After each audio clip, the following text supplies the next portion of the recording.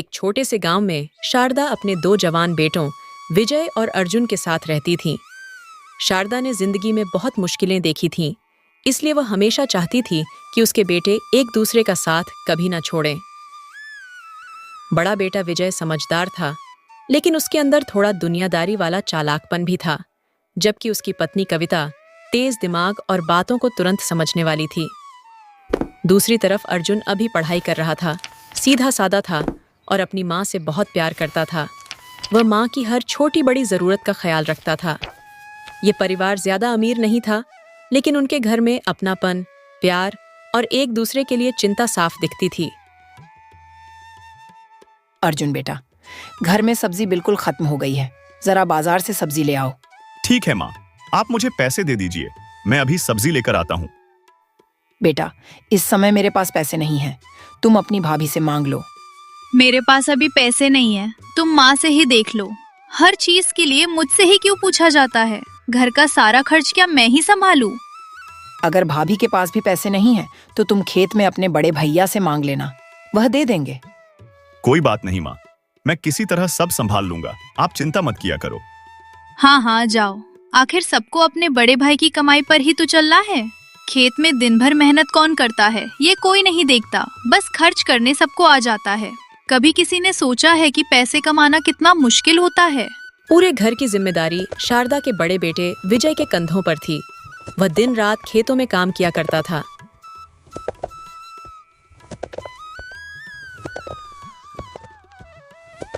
पैसे लेने के लिए अर्जुन खेतों में पहुंचता है।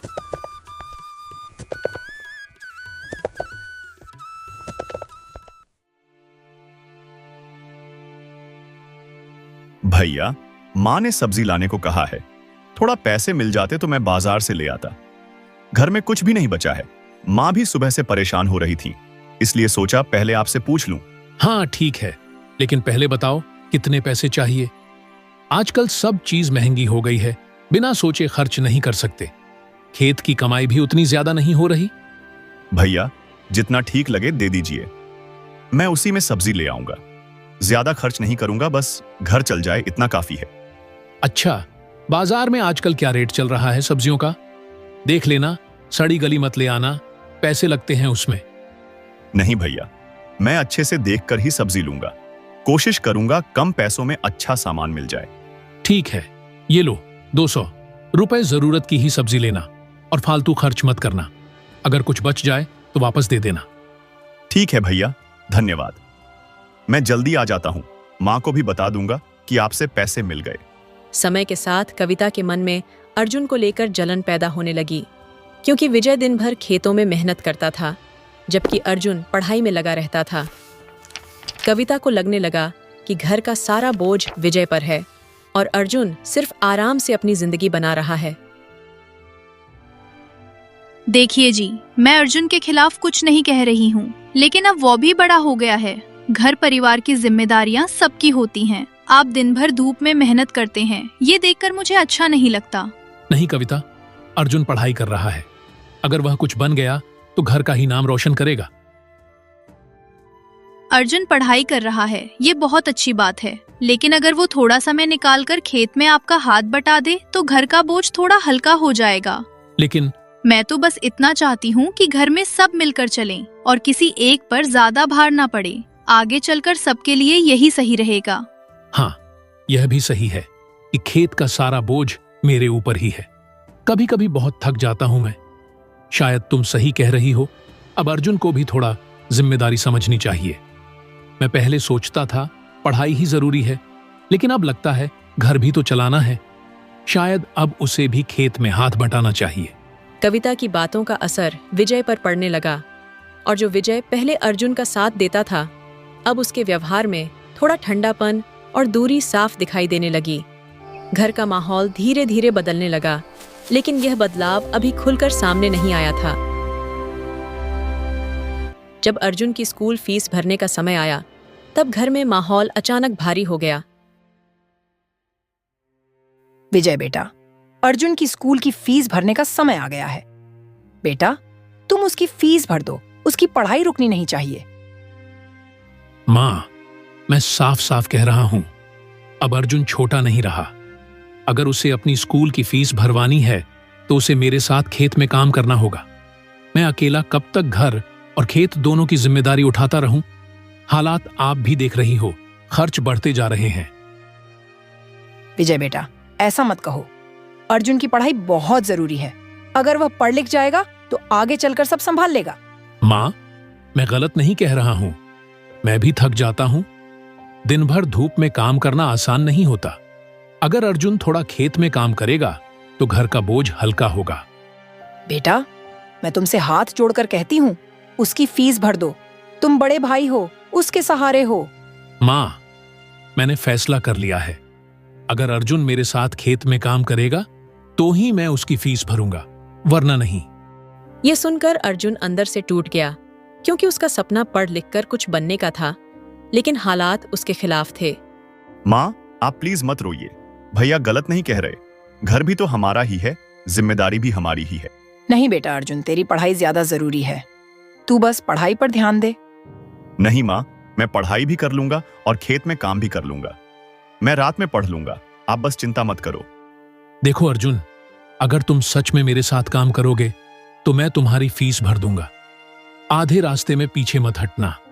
नहीं भैया, मैं पीछे नहीं हटूंगा। मैं आपके साथ पूरा काम करूंगा और पढ़ाई भी नहीं छोड़ूंगा। भगवान करे तुम दोनों हमेशा साथ रहो, बस यही मेरी दुआ है। माँ की मजबूरी और घर की हालत देखकर उसने कुछ कहे बिना पढ़ाई के साथ खेत में काम करना शुरू कर दिया। अब वह सुबह जल्दी उठकर खेत जाता, फिर थका हुआ स्कूल पहुंचता, लेकिन उसके चेहरे पर कभी शिकायत नहीं दिखती थी।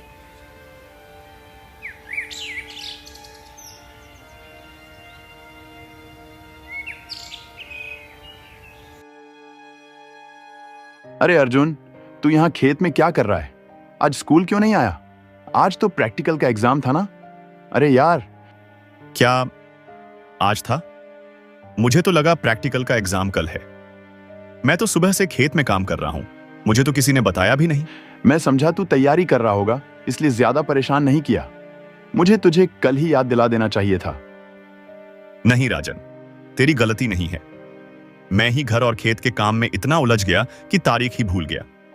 अब जो होना था हो गया, शायद यही मेरी किस्मत थी। चल, तू चिंता मत कर, मैं देख लूंगा आगे क्या करना है। मुझे बहुत बुरा लग रहा है यार। अगर मैं तुझे पहले बता देता तो तू एग्जाम दे देता।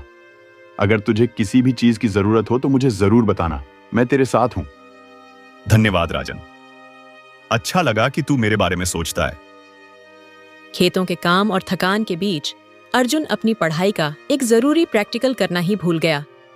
जब उसे अपनी गलती का एहसास हुआ, तब तक बहुत देर हो चुकी थी और उसका पूरा साल खराब हो गया।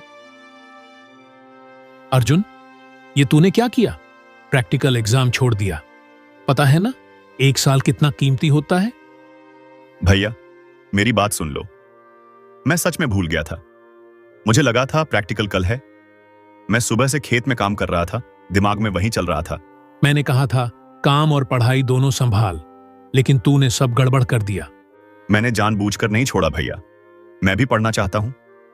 अब जब साल खराब हो ही गया है तो ढंग से खेत में काम कर। कम से कम अब तो समझदारी दिखा। हाँ भैया, आप सही कह रहे हो। गलती मेरी ही है, मुझे और ध्यान रखना चाहिए था। हर बार बहाना नहीं चलता अर्जुन, जिंदगी में जिम्मेदारी लेनी पड़ती है।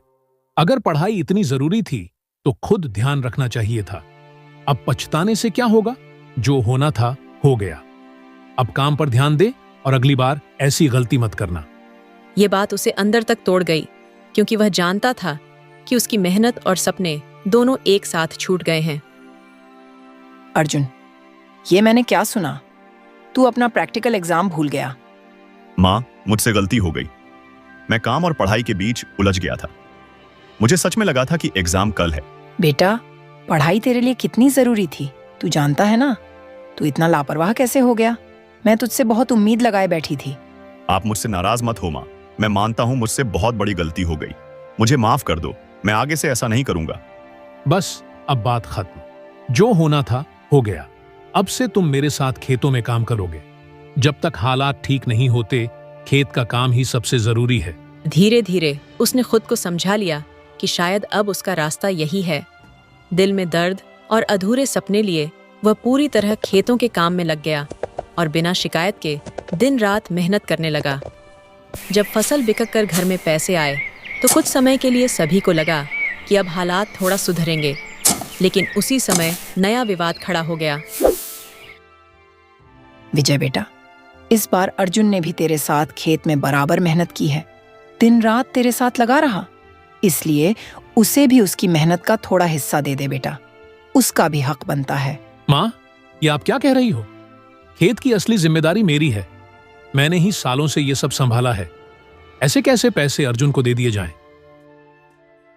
बेटा, मैं ये नहीं कह रही कि सब कुछ उसे दे दो, लेकिन उसने मेहनत की है तो उसका हक तो बनता है। मेहनत का फल मिलना चाहिए बेटा। माँ, मैंने उसे काम सिखाने के लिए साथ रखा था। इसका मतलब ये नहीं कि अब कमाई भी बांटनी पड़ेगी। खर्चा कितना है घर का, ये भी तो देखो। बेटा, पैसा फिर आ जाएगा, लेकिन अगर इंसान की मेहनत की कदर नहीं होगी तो उसका मन टूट जाता है। अर्जुन ने बिना कुछ कहे तेरे साथ काम किया है। माँ, आप लोग झगड़ा मत करो। मुझे पैसे नहीं चाहिए। मैंने जो काम किया घर के लिए किया। मुझे किसी हिस्से की जरूरत नहीं है। बस आप लोग लड़ना बंद कर दो। नहीं बेटा अर्जुन, ऐसा नहीं कहते। तेरी मेहनत की कीमत है। तूने दिन रात खेत में काम किया है, तुझे तेरी मेहनत का हक मिलना चाहिए। बस माँ, अब बहुत हो गया। हर बार अर्जुन की ही तरफदारी क्यों? और ये सब बातें तुम्हें कौन समझा रहा है? कहीं ये सब कविता की वजह से तो नहीं बोल रही हो? घर में शांति से रहना है तो हर बात में टोकना बंद करो। विजय, मैं किसी के कहने पर नहीं बोल रही, मैं सच बोल रही हूं। अगर आज अर्जुन की मेहनत को नजरअंदाज किया तो कल उसे बहुत दुख होगा। और जहां तक कविता की बात है, उसे भी घर को जोड़ने की बात करनी चाहिए, तोड़ने की नहीं।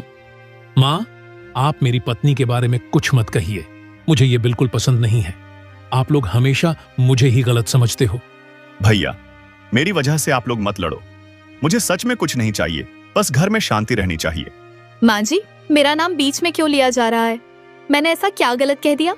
मैं तो बस घर की भलाई की बात करती हूँ। अगर घर का खर्च संभालने की बात करूँ तो क्या गलत है इसमें? हर बार मुझे ही गलत क्यों समझा जाता है? कविता, मैं तुझे गलत नहीं कह रही, लेकिन घर को जोड़कर रखना भी जरूरी होता है। हर बात में हिसाब किताब और तुलना ठीक नहीं होती। परिवार साथ रहेगा तो सब ठीक रहेगा, नहीं तो पैसा भी काम नहीं आएगा। माँ जी, मैं घर तोड़ना नहीं चाहती, लेकिन सच तो सच होता है। खेत में मेहनत विजय करते हैं, ये बात भी तो सबको देखनी चाहिए। मैं बस यही चाहती हूँ कि जो जितना कर रहा है उसका उतना सम्मान हो। सम्मान सबको मिलना चाहिए कविता। अर्जुन ने भी मेहनत की है, उसे भी समझना चाहिए। घर में अगर हम ही एक दूसरे की कदर नहीं करेंगे तो बाहर वाले क्या करेंगे? माँ जी, मैं आपकी इज्जत करती हूँ, लेकिन हर बात में मुझे ही जिम्मेदार ठहराना सही नहीं है। मैं सिर्फ अपने पति के बारे में सोचती हूँ, इसमें गलत क्या है? अपने पति के बारे में सोचना गलत नहीं है, लेकिन परिवार को साथ लेकर चलना भी उतना ही जरूरी होता है बेटी। देखिए जी, मैं बहुत सोच समझ कर कह रही हूँ। रोज रोज के झगड़े से अच्छा है कि सब कुछ साफ साफ बन जाए। इससे किसी को किसी पर बोझ नहीं लगेगा और सब अपनी अपनी जिम्मेदारी संभाल पाएंगे। मैं नहीं चाहती कि घर में हर दिन तनाव रहे। अगर बंटवारा हो जाएगा तो शायद रिश्ते भी बच जाएंगे। तुम सही कह रही हो कविता, शायद अब यही सही रास्ता है। माँ, मैं साफ कह रहा हूं, अब घर और जमीन का बंटवारा कर देते हैं। रोज रोज की बहस और तनाव से अच्छा है कि सब कुछ बराबर बराबर बांट लिया जाए, ताकि आगे कोई झगड़ा ना हो। भैया, अगर मेरी वजह से घर में परेशानी हो रही है तो मैं अलग रह लूंगा, लेकिन घर मत बांटो। मुझे कुछ नहीं चाहिए, बस आप लोग साथ रहो। नहीं अर्जुन, बात किसी एक की नहीं है। अब हालात ऐसे हो गए हैं कि साथ रहना मुश्किल हो रहा है। बेहतर है कि सब शांति से अपने अपने हिस्से में रहें। माँ, मैंने फैसला कर लिया है, अब बंटवारा होगा ताकि आगे कोई विवाद ना रहे। मैंने कागज तैयार करवा लिए हैं। खेत मेरे नाम हो जाएंगे और घर अर्जुन के हिस्से में रहेगा। वैसे भी खेत मैं ही संभालता आया हूं, इसीलिए यही ठीक रहेगा। घर में आप लोग आराम से रह लेना, मुझे खेत संभालने हैं। विजय, ये तू क्या कर रहा है बेटा? खेत भी तो बाप दादा की संपत्ति है। सब कुछ अकेले अपने नाम करना सही नहीं है। अर्जुन ने भी मेहनत की है, उसका भी हक बनता है। मुझे ये फैसला ठीक नहीं लग रहा। माँ, आप शांत हो जाओ। मुझे सच में कुछ नहीं चाहिए। घर मिल रहा है, मेरे लिए वही बहुत है। भैया, अगर खेत संभालना चाहते हैं तो संभालने दो। हमारे लिए घर ही काफी है माँ, आप परेशान मत हो। बेटा अर्जुन, तू हमेशा चुप क्यों हो जाता है? हर बार त्याग तू ही क्यों करता है? मुझे अच्छा नहीं लग रहा ये सब। माँ, आप गलत समझ रही हो। मैं बस जिम्मेदारी अपने ऊपर ले रहा हूं। खेत संभालना आसान नहीं होता। आप लोग घर संभालो, मैं खेत संभाल लूंगा। माँ, सच में सब ठीक है, आप बस खुश रहो। मेरे लिए आप सबसे जरूरी हो, बाकी चीजें मायने नहीं रखती। बंटवारे में खेत विजय को मिल गए क्योंकि वह पहले से खेती संभाल रहा था और पुराना घर अर्जुन और शारदा के हिस्से में आ गया। इसके बाद विजय और कविता अलग हो गई और कुछ ही समय में उन्होंने गांव में ही अपना नया और बड़ा घर बनवा लिया। उधर अर्जुन और शारदा पुराने घर में ही रहकर जैसे तैसे अपनी जिंदगी संभालने लगे, लेकिन परिवार के टूटने का दर्द दोनों के दिल में गहराई से बैठ गया। समय बीतने के साथ शारदा की तबीयत कमजोर होने लगी और वह अक्सर बीमार रहने लगी। माँ, आप इतनी चिंता मत किया करो। आपकी तबीयत अब पहले से ज्यादा कमजोर लग रही है। मैं जानता हूं माँ, मैं डॉक्टर नहीं बन पाया। ये बात मुझे अंदर से बहुत दुख देती है, लेकिन आप चिंता मत करो, मैं मेहनत करूंगा। आपको एक अच्छे अस्पताल में इलाज कराऊंगा, चाहे मुझे दिन रात मेहनत क्यों ना करनी पड़े। आप बस हिम्मत मत हारना माँ, आप ही मेरी ताकत हो। बेटा अर्जुन, मुझे तेरे लिए दुख होता है। तू पढ़ लिख कर बड़ा आदमी बन सकता था, लेकिन हालात ने तुझे रोक दिया। माँ, आप ऐसा मत कहो। अगर मैंने पढ़ाई नहीं की तो क्या हुआ, मैं मेहनत करके सब ठीक कर दूंगा। मुझे बस आपको ठीक देखना है, पैसा फिर आ जाएगा, लेकिन आप मेरे लिए सबसे जरूरी हो। माँ, आप बस जल्दी ठीक हो जाओ, बाकी सब मैं संभाल लूंगा। मेरी बीमारी की चिंता मत कर बेटा, मैं ठीक हूँ। मुझे बस तेरी चिंता रहती है। तू इतना छोटा होकर भी इतना बड़ा बोझ उठा रहा है। बेटा, अर्जुन ने माँ के इलाज और घर चलाने के लिए बहुत जगह काम ढूंढने की कोशिश की, लेकिन किस्मत उसका साथ नहीं दे रही थी। अर्जुन बेटा, मैंने सुना घर में बंटवारा हो गया। ये सब कैसे हो गया? तुम लोग तो हमेशा साथ रहते थे। और विजय कैसा है अब? सब ठीक तो है ना उसके साथ? हाँ काका, बंटवारा हो गया। कभी कभी हालात ऐसे हो जाते हैं कि साथ रहना मुश्किल हो जाता है। भैया जैसे भी हैं, मेरे बड़े हैं। उन्होंने हमेशा घर के लिए मेहनत की है। बस समय थोड़ा खराब चल रहा है। बाकी मैं उनके बारे में बुरा नहीं सोचता। लोग तो कुछ भी कहते हैं काका, परिवार की बातें परिवार में ही ठीक रहती हैं। लेकिन बेटा, लोग तो तरह तरह की बातें कर रहे हैं। मुझे अच्छा नहीं लगा सुनकर, इसलिए सोचा तुझसे ही पूछ लूं। मेरे लिए भैया आज भी उतने ही जरूरी हैं। बस भगवान से यही दुआ है कि सब ठीक हो जाए। उन दोनों की बातें विजय सुन रहा था और फिर वहां से मुंह बनाते हुए चला गया।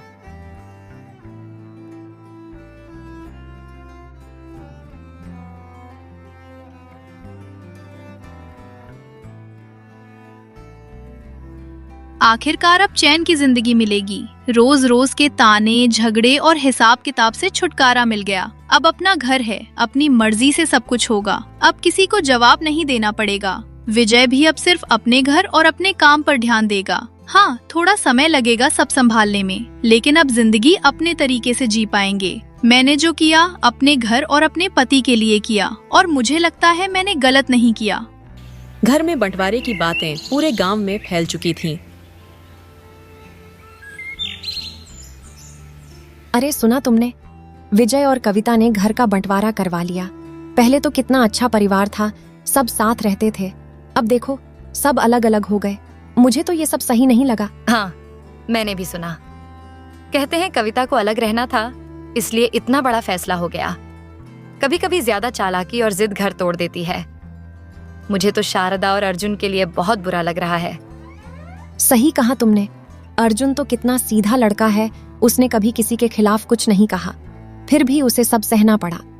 हाँ, भगवान सब देखता है। आज कोई ऊपर है तो कल नीचे भी आ सकता है। परिवार टूटना अच्छी बात नहीं होती।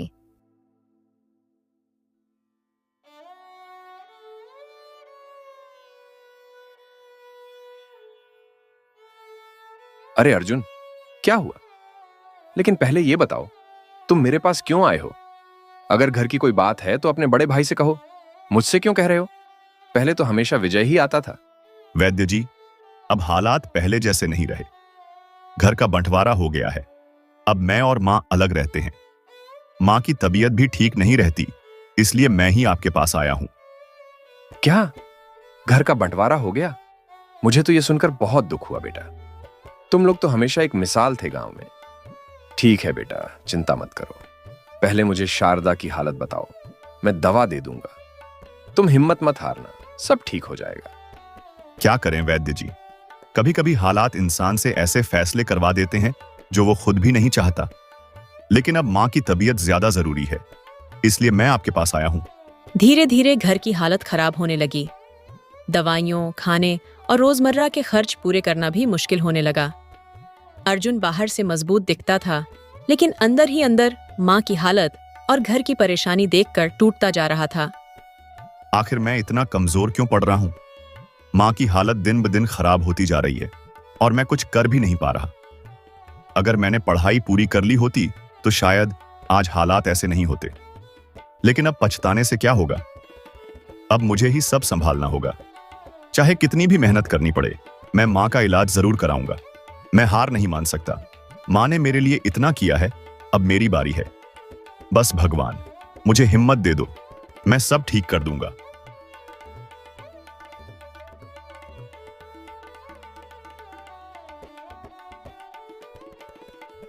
काम की तलाश में भटकते भटकते एक दिन अर्जुन गांव से दूर घने जंगल तक पहुंच गया। वह थका हुआ एक पेड़ के नीचे बैठा ही था कि तभी उसे पास की झाड़ियों में हलचल सुनाई दी। पहले तो वह डर गया, लेकिन जब उसने ध्यान से देखा तो सामने एक घायल हिरण खड़ा था। अरे, तुम यहां खड़े होकर मुझे क्या देख रहे हो? क्या तुम भी मेरा मजाक उड़ाने आए हो? मेरी हालत देखकर सबको हंसी ही आती है अब। डर मत अर्जुन, मैं तेरा मजाक उड़ाने नहीं आया हूं। मैं एक साधारण हिरण नहीं हूं।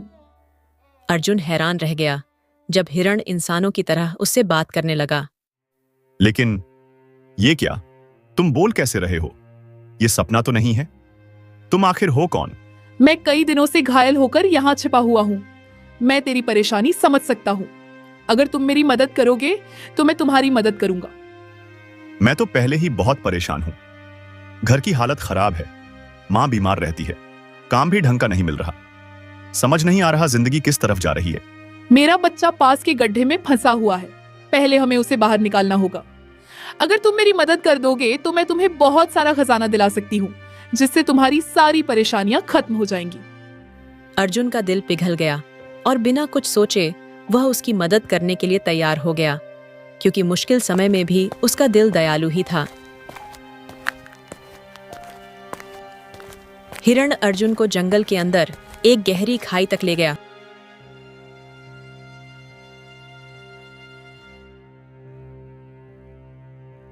ये कितनी गहरी खाई है? तुम मुझे यहां क्यों लाए हो? अर्जुन, मेरा बच्चा इसी खाई में गिर गया है। मुझे उसे बाहर निकालना है, लेकिन मैं खुद नीचे नहीं जा सकता। तुम्हें यहीं से नीचे उतरकर उसे निकालना होगा। लेकिन अगर नीचे मेरे साथ कुछ हो गया तो? अगर मैं वापस ऊपर नहीं आ पाया तो? डर मत अर्जुन, मैं यहीं हूँ। तुम्हें कुछ नहीं होगा। अगर तुम मेरे बच्चे को बचा लोगे तो मैं तुम्हें बहुत सारा खजाना दिलाऊंगा। तुम्हारी सारी परेशानियां खत्म हो जाएंगी। मुझे डर लग रहा है। खजाने की बात छोड़ो, अगर बच्चा सच में फंसा है तो मैं उसे बचाने की कोशिश करूंगा, लेकिन मुझे थोड़ा सोचने दो। हाँ अर्जुन, तुम जैसा ठीक समझो वैसा करो। मैं तुम पर भरोसा करता हूँ। ठीक है, मैं पेड़ से रस्सी बांध देता हूं, फिर उसी के सहारे नीचे उतर जाऊंगा। भगवान का नाम लेकर कोशिश करता हूं। हिम्मत रखना अर्जुन, मैं यहीं तुम्हारा इंतजार करूंगा। और उसके कहने पर अर्जुन उसके साथ नीचे उतर गया। नीचे पहुंचते ही अर्जुन ने देखा कि वहां एक अलग ही मायावी दुनिया थी। चारों तरफ हल्की सुनहरी रोशनी और अजीब सी शांति थी। अरे, यहां तो हिरण का बच्चा कहीं दिख ही नहीं रहा। मैंने इतनी देर तक ढूंढ लिया, लेकिन कुछ भी नजर नहीं आया। यह जगह कितनी अजीब है। ऐसा लग रहा है जैसे मैं किसी और ही दुनिया में आ गया हूं। अब रात होने को आई थी और अर्जुन अभी तक घर नहीं लौटा था। परेशान होकर शारदा अपने बेटे विजय के पास जाती है। विजय बेटा, अर्जुन सुबह से घर नहीं आया है। मुझे बहुत चिंता हो रही है। पता नहीं कहाँ गया है, क्या हुआ होगा उसके साथ। तू जरा जाकर उसे देखा बेटा, मेरा मन बहुत घबरा रहा है। माँ, अब आप मुझसे ये सब क्यों कह रही हो? आप लोग अब अलग रहते हो। मुझे नहीं पता अर्जुन कहाँ है, और सच कहूं तो मुझे इससे कोई मतलब भी नहीं है। बेटा ऐसा मत बोल, वो तेरा छोटा भाई है। चाहे जो भी हो, खून का रिश्ता तो नहीं बदलता। मुझे डर लग रहा है बेटा। माँ, मैंने पहले ही कह दिया था, अब सब अपने अपने हैं। आप लोग खुद संभालो, मुझे खेत और अपने घर की चिंता करनी है। बेटा तू इतना पराया कैसे हो गया? माँ, अब जो है वही सच है। आप अंदर जाओ और आराम करो।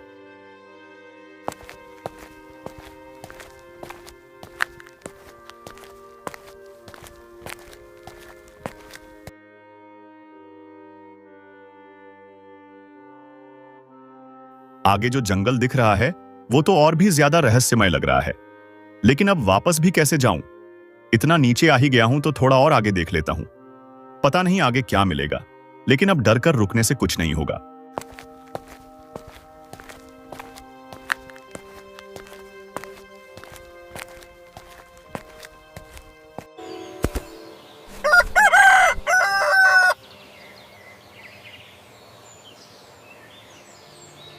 शारदा काकी, अर्जुन कई दिनों से दिख नहीं रहा। सब ठीक तो है? कहाँ गया है वो? क्या बताऊं बेटी, अर्जुन 3-4 दिनों से घर ही नहीं आया है। मैं बहुत परेशान हूं, ना कोई खबर ना कोई पता। समझ नहीं आ रहा वो कहाँ चला गया। अरे काकी, आपने विजय से बात की? आखिर वो उसका बड़ा भाई है, उसे भी तो पता होना चाहिए। बात की थी बेटी, लेकिन अब वो पहले जैसा नहीं रहा। बंटवारे के बाद तो जैसे हमसे कोई रिश्ता ही नहीं रखना चाहता। मैंने उससे कहा भी, लेकिन उसने साफ कह दिया कि अब उसे हमसे कोई मतलब नहीं है। ये बहुत गलत बात है। आखिर खून का रिश्ता ऐसे थोड़ी खत्म हो जाता है। मुझे तो ये सब सुनकर बहुत बुरा लग रहा है। क्या करें बेटी, सब किस्मत का खेल है। बस भगवान से यही दुआ है कि अर्जुन सही सलामत घर लौट आए। आप चिंता मत करो शारदा काकी, भगवान सब ठीक करेगा। और जहाँ तक विजय और कविता की बात है, कभी कभी लोग घमंड में सही गलत भूल जाते हैं। आप हिम्मत रखो। हाँ बेटी, अब तो बस भगवान का ही सहारा है। ठीक है काकी, मैं चलती हूँ। अगर कुछ भी पता चले तो मुझे जरूर बताना। अच्छा, तो अर्जुन कई दिनों से घर नहीं आया और शारदा की तबीयत भी दिन ब दिन खराब होती जा रही है। लगता है किस्मत खुद मेरा साथ दे रही है। अगर ऐसे ही चलता रहा तो जल्दी ही ये बूढ़ी और कमजोर हो जाएगी। फिर देखना, ये घर भी मेरे और विजय के ही काम आएगा। मैंने इतना सहा है, अब अच्छा समय मेरा भी आएगा। कविता को जुआ खेलने की लत थी और जुए में वह सब कुछ दांव पर लगाकर साभार जाती है। अरे विजय, जरा रुकना, मुझे तुमसे जरूरी बात करनी है। तुम्हें शायद पता नहीं है, लेकिन तुम्हारे घर और खेत के कागज अब मेरे नाम हो चुके हैं। क्या? ये आप क्या कह रहे हो सेठ जी? ऐसा कैसे हो सकता है? ये मेरा घर है, मेरी जमीन है। तुम्हारी पत्नी ने सब कुछ जुए में हार दिया है। अब तुम जल्दी से घर खाली कर दो, क्योंकि अब वो सब मेरा है। कविता ऐसा कभी नहीं कर सकती। मुझे आपकी बात पर भरोसा नहीं हो रहा। भरोसा करो या मत करो, लेकिन कागज मेरे पास हैं। मैंने सब कानूनी तरीके से अपने नाम करवा लिया है। तुम्हें ज्यादा समय नहीं है, जल्दी घर खाली करना पड़ेगा। नहीं, ये झूठ है।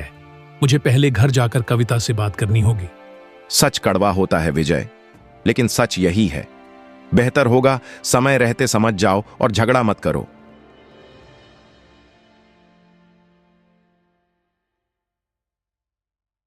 कविता, ये तुमने क्या किया? तुमने घर खेत सब जुए में कैसे हार दिए? क्या तुम्हें जरा भी समझ नहीं थी कि ये सब हमारे जीने का सहारा था? मैंने तुम पर भरोसा किया और तुमने सब कुछ खत्म कर दिया। अब हम कहां जाएंगे, क्या करेंगे? तुम्हें पता भी है तुमने कितना बड़ा नुकसान कर दिया है। उसे बार बार वही पल याद आने लगे जब उसने अपनी ही माँ और भाई से दूरी बना ली थी। अब उसे एहसास हो रहा था कि असली दौलत खेत, पैसा या बड़ा घर नहीं, बल्कि परिवार का साथ होता है। पछतावे के बोझ से उसका सिर झुक गया और उसकी आंखों में आंसू आ गए। वह मन ही मन अपनी गलती को कोसने लगा और सोचने लगा कि काश उसने समय रहते रिश्तों की कीमत समझ ली होती।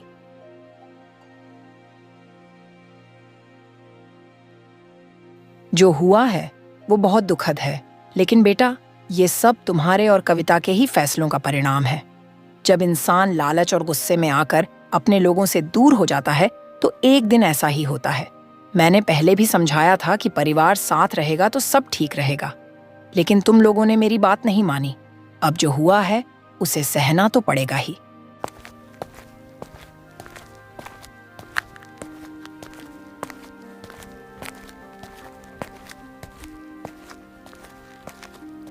भगवान, बस मेरी मदद करना। मैं सही सलामत वापस मां के पास पहुंच जाऊं। पता नहीं मैं यहां कितने दिनों से भटक रहा हूं। दिन है या रात, कुछ समझ ही नहीं आ रहा। मां अभी कैसी होंगी? उन्होंने खाना खाया होगा या नहीं? वो तो मेरी राह देखती होंगी। काश मैं जल्दी घर पहुंच जाऊं। मुझे उनकी बहुत याद आ रही है। मैंने कभी सोचा भी नहीं था कि मैं उनसे इतने दिनों दूर हो जाऊंगा। मुझे किसी भी तरह बाहर निकलने का रास्ता ढूंढना होगा। मां अकेली होंगी।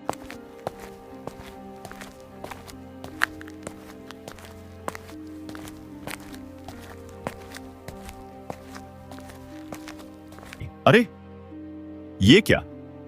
यहां तो रस्सी ही नहीं है। मैं तो इसी रास्ते से नीचे आया था। रस्सी कहां चली गई? अब मैं ऊपर कैसे जाऊंगा? हे भगवान, अब मैं क्या करूंगा? अरे, तुम फिर से मिल गए। मैं तुम्हें कब से ढूंढ रहा था। मैं यहां बहुत दिनों से भटक रहा हूं। मुझे बाहर जाने का रास्ता नहीं मिल रहा। मैं बहुत डर गया हूं। मुझे मेरी मां के पास जाना है। और तुम्हारा बच्चा कहां है? मैं उसे ढूंढ नहीं पाया। तभी अचानक हिरण तेज रोशनी में बदलने लगा और कुछ ही पलों में उसके सामने एक सुंदर राजकुमारी खड़ी हो गई। घबराओ मत अर्जुन, मैं इस मायावी जंगल की रानी हूँ। मैंने तुम्हारी अच्छाई और सच्चाई को परखने के लिए हिरण्य का रूप लिया था। क्या मतलब? तुमने मुझसे झूठ कहा था, लेकिन क्यों? मैं तो सच में तुम्हारी मदद करना चाहता था। तुम बहुत अच्छे इंसान हो, इसीलिए तुम इस परीक्षा में सफल हुए हो। अगर ये परीक्षा थी तो अब मुझे यहां से बाहर जाने का रास्ता दिखा दो। मैं बहुत थक गया हूं। मुझे मेरी मां के पास जाना है। और यही तुम्हारी सबसे बड़ी ताकत है अर्जुन। इसीलिए मैं तुम्हें तुम्हारी मेहनत और अच्छे दिल का इनाम देना चाहती हूँ। मैं तुम्हें खजाना दिखाने के लिए अपने साथ ले जाऊंगी। मैंने तो बस इंसानियत के नाते मदद करने की कोशिश की थी। अगर ये सब सच है तो मैं आपका बहुत आभारी हूं, लेकिन मुझे जल्दी मेरी मां के पास भी लौटना है। चिंता मत करो अर्जुन, सब सही समय पर होगा। पहले मेरे साथ चलो। राजकुमारी ने बताया कि वह इस मायावी दुनिया की रक्षक है और उसने अर्जुन की अच्छाई और दया की परीक्षा लेने के लिए हिरण का रूप लिया था। अर्जुन ने बिना किसी लालच के उसकी मदद की, इसलिए वह परीक्षा में सफल हो गया और राजकुमारी उसकी सच्चाई और अच्छे दिल से बहुत खुश हुई। अर्जुन, ये देखो, ये सारा खजाना अब तुम्हारे सामने है। तुम जितना चाहो उतना ले सकते हो। ये तुम्हारी अच्छाई और सच्चाई का इनाम है। राजकुमारी जी, मुझे इतना सब नहीं चाहिए। मैं बस उतना ही लूंगा जितने से मेरा और मेरे परिवार का गुजारा हो सके। ज्यादा लालच करना ठीक नहीं होता। अर्जुन, तुम चाहो तो बहुत अमीर बन सकते हो, फिर भी तुम इतना कम ले रहे हो। मेरे लिए इतना ही काफी है।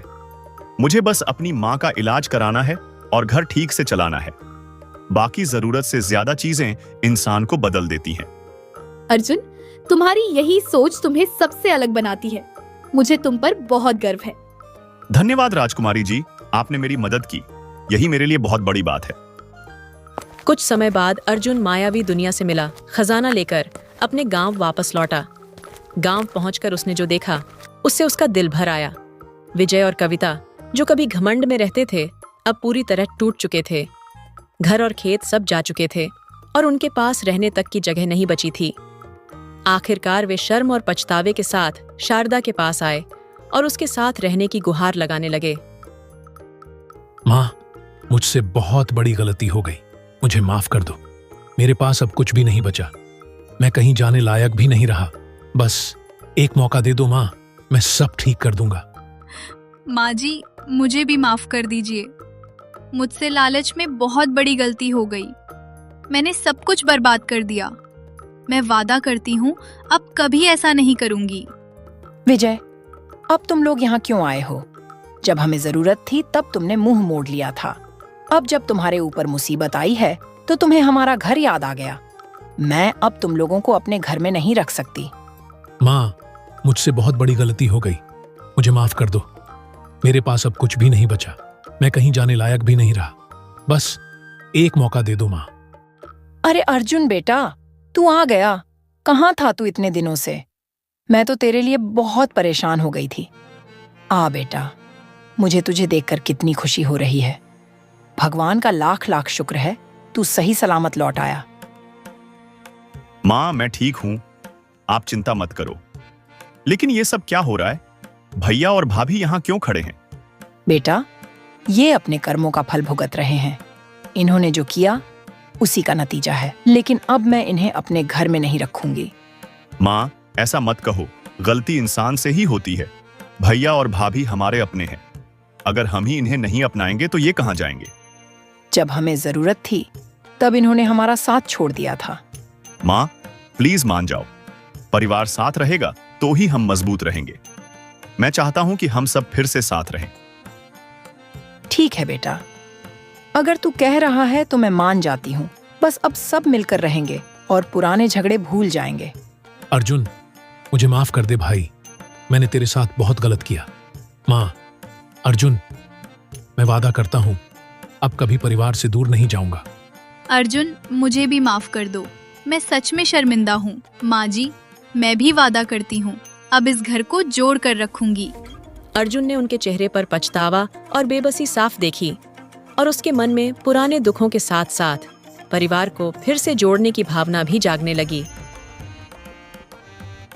माँ, देखो, मैं आपके लिए क्या लाया हूँ। मुझे जंगल में ये खजाना मिला। वहां मेरे साथ बहुत अजीब चीजें हुई। मैंने आपको सब बताने के लिए ही जल्दी वापस आने की कोशिश की। अब आपकी दवा, घर का खर्च सब ठीक हो जाएगा माँ। बेटा अर्जुन, मुझे खजाने से ज्यादा खुशी इस बात की है कि तू सही सलामत वापस आ गया। मुझे तुझ पर बहुत गर्व है। तूने हमेशा सच्चाई और मेहनत का रास्ता चुना। भगवान ने भी तुझे उसका फल दिया। बस बेटा, तू हमेशा ऐसा ही अच्छा इंसान बना रहना। आखिर में सबको यह समझ आ गया कि लालच और जलन धीरे धीरे इंसान की सोच, रिश्ते और जिंदगी सब कुछ खत्म कर देती है। पैसे और घमंड के पीछे भागते हुए इंसान अक्सर अपनों को खो देता है और जब तक सच समझ आता है तब तक बहुत कुछ हाथ से निकल चुका होता है। वहीं सच्चाई, मेहनत और परिवार का साथ इंसान को हर मुश्किल से निकाल सकता है। इस पूरे अनुभव के बाद सभी ने सीख लिया कि जिंदगी में सबसे बड़ी दौलत पैसा नहीं, बल्कि अपने लोग और उनके साथ का प्यार होता है। और जो इंसान सच्चाई और मेहनत का रास्ता चुनता है, उसे देर से ही सही लेकिन अच्छा फल जरूर मिलता है।